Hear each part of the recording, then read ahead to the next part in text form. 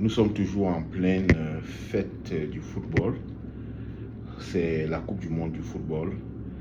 Et aujourd'hui, je décide d'être un supporter de l'Argentine pour marquer mon soutien à Lionel Messi, qui vient de rejoindre Klose comme le meilleur buteur de l'histoire de la Coupe du Monde avec 16 buts.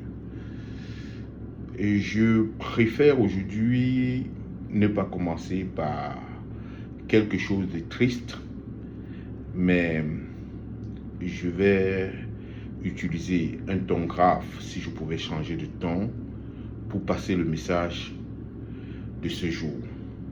Il s'agit d'une maladie à laquelle nous les hommes nous sommes exposés et bien évidemment nous ne faisons pas attention. J'ai pris pour prétexte la mort d'un ami, d'un camarade de classe de fac, d'un collègue de maths. J'ai nommé Segui Kamdem Toukam, qui est décédé avant-hier de suite d'une longue maladie, pour faire cette vidéo en guise d'alerte et de sensibilisation.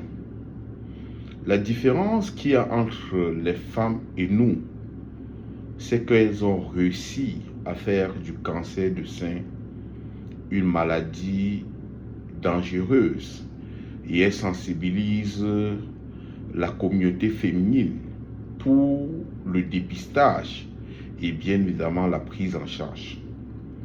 Alors que nous les hommes, nous ignorons exactement ce que c'est que l'insuffisance rénale.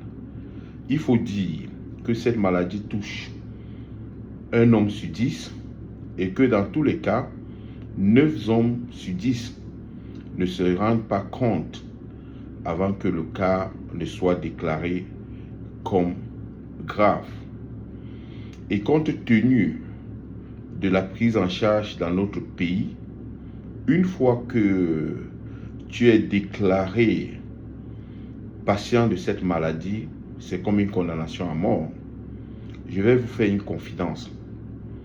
Il y a de cela bien exactement, je crois 12 ou 13 ans, je m'étais rendu chez le professeur d'Almeida qui souffrait d'une insuffisance rénale.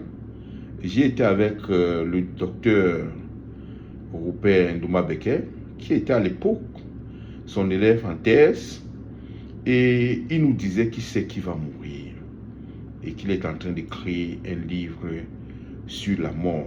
Il vit en sachant qu'il va mourir parce qu'il ne peut plus boire de l'eau. Quand il a soif, il suce la glace. Et surtout que la prise en charge à l'hôpital général pour ces dialyses n'est pas faite régulièrement. Alors qu'on sait que si votre cas est grave, si vous n'êtes pas soumis à cette dialyse-là, vous allez mourir dans les semaines qui suivent. Donc, j'alerte les hommes que nous sommes de faire notre dépistage, de nous tourner vers les médecins pour trouver les causes de cette maladie. J'ai essayé de regarder, on avait dit qu'il y a 3 grandes causes. La première, c'est l'hypertension. Moi, je suis peut-être un patient de l'hypertension. La deuxième, c'est le diabète.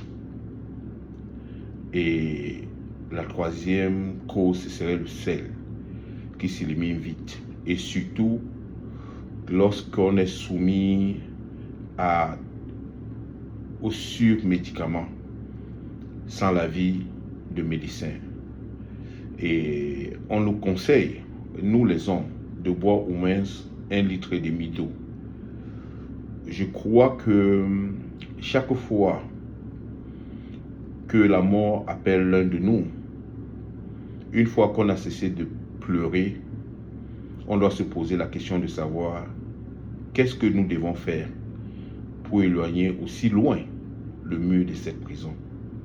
Nous savons tous que c'est le chemin de tout le monde, mais si Segui a décidé de nous précéder au royaume des morts, nous ne pouvons que lui dire que la terre de nos ancêtres lui soit légère. Merci.